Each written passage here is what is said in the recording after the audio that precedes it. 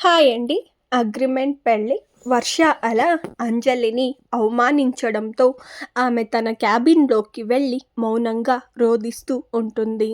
అలాగే ఆమె గత 2 సంవత్సరాలుగా అర్జున్ ఆమెను ఎంతగానో హింస కూడా పెడుతూ ఉంటాడు. ఈ మధ్య దాంతోపాటు అందరూ కూడా ఆమెను హింస పెట్టడానికి అందరూ స్టార్ట్ అయ్యారు అని ఆమె ఎంతగానో బాధపడుతూ ఉంటుంది. అప్పుడే అక్కడికి వర్ష వస్తుంది. అక్కడ వర్షాని చూసి అంజలి తన మనసులోనే లేదు లేదు, నేను ఇలా ఉంటే ఈ వర్ష నన్ను ఇంకా ఎక్కువగా అవమానిస్తూ ఉంటుంది. నేను కూడా ఈ వర్షకి ఎలాగైనా సరే ఇప్పుడు సరిగ్గా ఈ వర్షకి నేను ఎలాగైనా బుద్ధి చెబుతాను అని అంజలి ఆమె మనసులోనే అనుకుంటూ ఉంటుంది.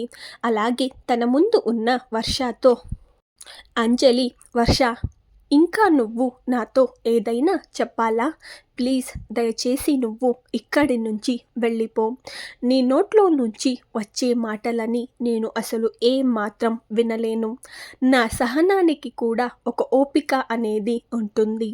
ఒకవేళ నా ఓపిక పూర్తిగా నశించింది అంటే అప్పుడు నేనేం చేస్తానో నాకే తెలియదు అని అంటుంది అంజలి.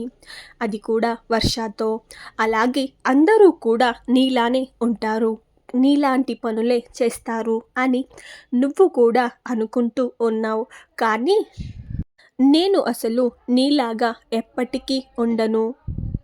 అలాగే నేను ఏ తప్పు కూడా ఎంత మాత్రం చెయ్యను అని అంటుంది అంజలి.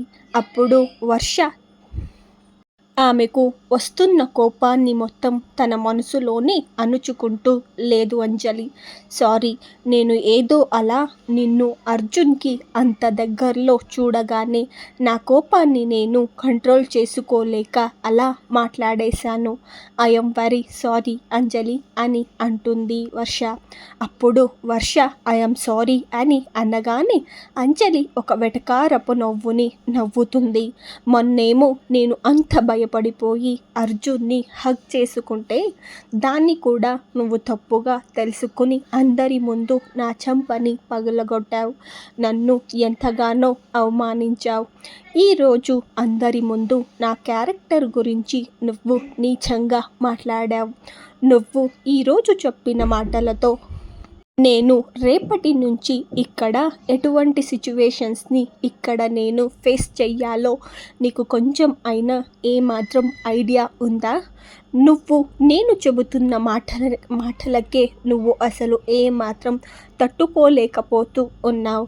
కానీ నేను రేపటి నుంచి ఇక్కడున్న వీళ్ళందరినీ నేను అసలు ఎలా ఫేస్ చెయ్యాలి, వీళ్ళ నోట్లో నుంచి వచ్చే మాటలను నేను అసలు ఎలా తీసుకోవాలి అని అంజలి అక్కడున్న స్టాఫ్ని కూడా చూపిస్తూ అడుగుతుంది వర్షాని అంజలి అలా అడుగుతూ ఉంటే వర్ష అసలు ఏం మాట్లాడకుండా మౌనంగా అక్కడే నిలబడి ఉండిపోతుంది. వీళ్ళ మాటలు అన్నీ బయట నిలబడిన అర్జున్ వింటూ ఉంటాడు. అప్పుడు అతడు కూడా లోపలికి వస్తూ, లేదు అంజలి, నువ్వు అలా ఏమాత్రం అనొద్దు.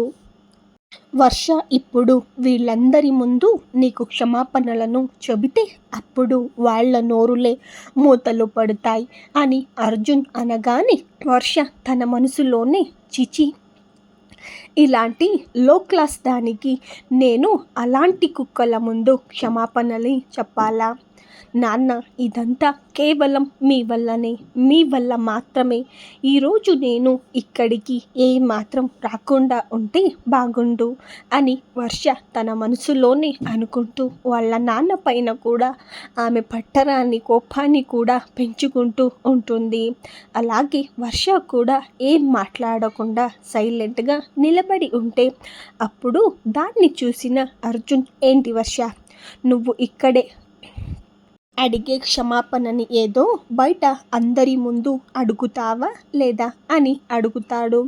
అప్పుడు అతడి మాటల్లో ఉన్న గడుసుతనాన్ని అర్థం చేసుకున్న వర్ష, లేదు లేదు అర్జున్, నేను అంజలిని క్షమాపణ అడుగుతాను అని అంటుంది.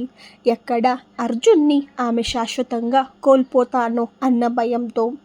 అంజలి వాళ్ళ ఇద్దరి మాటలను వింటూ అసలు ఈ వర్షకి ఏమైంది, అసలు ఈ వర్ష ఇంకా అర్జున్ మధ్య అసలు ఏం జరిగింది, ఈ వర్ష అప్పుడేమో నన్ను అనరాని మాటలను అనింది, అలాగే నన్ను ఎంతగానో అందరి ముందు అవమానించింది, కానీ ఇప్పుడేమో ఇలా క్షమాపణలని అడగడానికి వచ్చింది, ఇక్కడ ఏదో జరిగింది అని ఆమె అనుకుంటూ ఉంటుంది.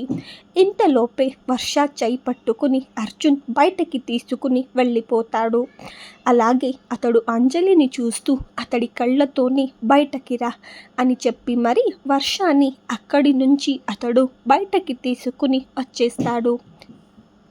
అలాగే అక్కడున్న స్టాఫ్ మొత్తం అర్జున్ అక్కడికి రాగానే అందరూ కూడా లేచి నిల్చుంటారు. అప్పుడు అర్జున్ వాళ్ళందరినీ చూస్తూ వర్ష మీ అందరితో ఏదో చెప్పాలంట అని అంటాడు. అతడు కూడా అక్కడే పక్కనే నిలబడి వర్షాన్ని మాట్లాడు అని అతడి కళ్ళతోనే అతడు సైగని కూడా చేస్తాడు.